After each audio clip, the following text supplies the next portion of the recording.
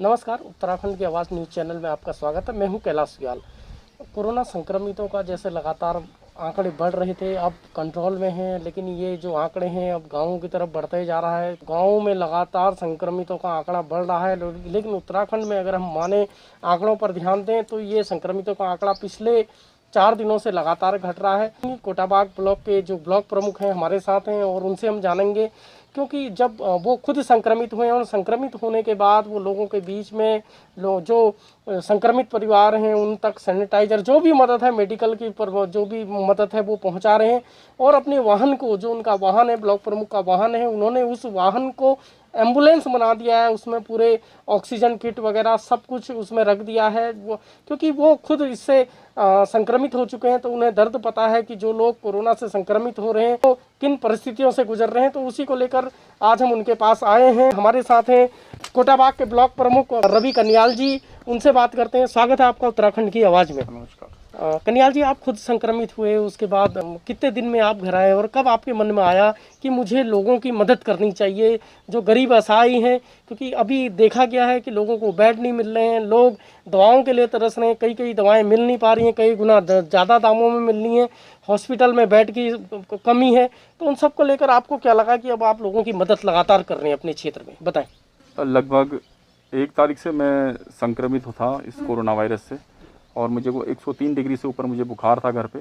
तो लगातार मेरी तबीयत जब घर पे बिगड़ने लगी, मेरा ऑक्सीजन लेवल मैंने चेक किया ऑक्सीमीटर से, तो मेरा 85 ऑक्सीजन लेवल घर पे पहुंच गया था। तो तत्काल मैं इमरजेंसी में गया और उसके बाद मैं डॉक्टर ने मुझे सलाह दी कि आप एडमिट हो जाइए। तो लगातार 18 दिन तक मैं इस कोरोना से बीमारी से मैं जूझता रहा, और काफ़ी मैंने महसूस किया इस बीमारी को बहुत करीब से, और मैंने खुद महसूस किया और मैंने जाना वाकई में कि ये कितनी ख़तरनाक बीमारी है। और यह बीमारी अगर हमारे गांव में फैल गई और हमारे लोगों में, हमारी ग्राम पंचायतों में ये अगर फैल गई, तो इससे किस हद तक नुकसान हो सकता है इस बीमारी से, और कितनी मौतें हो सकती है। तो ये सब चीज़ें मैंने महसूस करी। अस्पताल में गया, मैंने वहाँ की स्थिति भी देखी कि एक आम आदमी और एक ग्रामीण क्षेत्र का आदमी जिस तरह से अगर इस कोरोना बीमारी का इलाज कराने प्राइवेट अस्पताल में अगर वो चला गया, तो काफ़ी महंगा, काफ़ी कॉस्टली ये इसका जो इलाज में ख़र्चा आ रहा है वो बहुत महंगा आ रहा है। तो इस तरह से बहुत सारी परेशानियां और बहुत सारा मैंने महसूस किया। और लगातार फिर मुझे लगा कि इस बीमारी से मैं 18 तारीख को मैं घर पे आया डिस्चार्ज होके। तो मेरे मन में ख्याल आया कि मुझे कुछ अपने ब्लॉक क्षेत्र के लिए, ग्राम पंचायतों के लिए मुझे क्योंकि चिंता करनी चाहिए। जिस जगह पे मैं पहुंचा हूं, इस जगह पे मेरे गांव के लोग ना पहुंचे, मेरे ग्रामीण क्षेत्र के लोग, दूरस्थ पर्वतीय क्षेत्र के लोग इस जगह पे ना पहुंचे। जिस चीज़ को मैंने करीब से देखा है, महसूस किया है, इस बीमारी को, इस बीमारी से मेरे लोग ना संक्रमित हो, मेरी क्षेत्र की जनता इस बीमारी से संक्रमित ना हो। तो इसके लिए मैंने घर पे आते ही मैंने लगातार ऑक्सीमीटर की बहुत ज़्यादा कमी थी, तो मैंने दिल्ली से ऑक्सीमीटर मंगाए, और लगभग मैंने 100 ऑक्सीमीटर मैंने लगभग पूरे अपने पर्वतीय क्षेत्रों में सब जगह हर ग्राम पंचायतों में मैंने ऑक्सीजन लेवल नापने के लिए, सावधानी बरतने के लिए मैंने अपने प्रतिनिधियों को, युवा टीम को मैंने भेजे।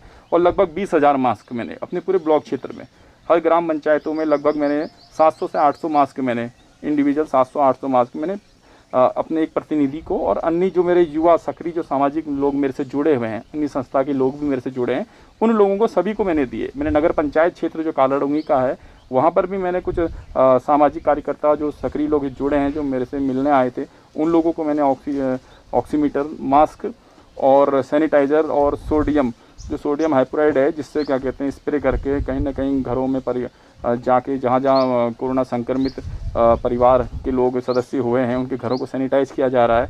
और मेरे द्वारा 50 लगभग पंप स्प्रे जो सैनिटाइज करने के लिए, जहाँ पर पंप की कमी है, आवश्यकता है, उन गाँव में मैंने पंप भी मेरे द्वारा जो है भेजे गए हैं, जिससे हर घर को हम सैनिटाइज कर सकें।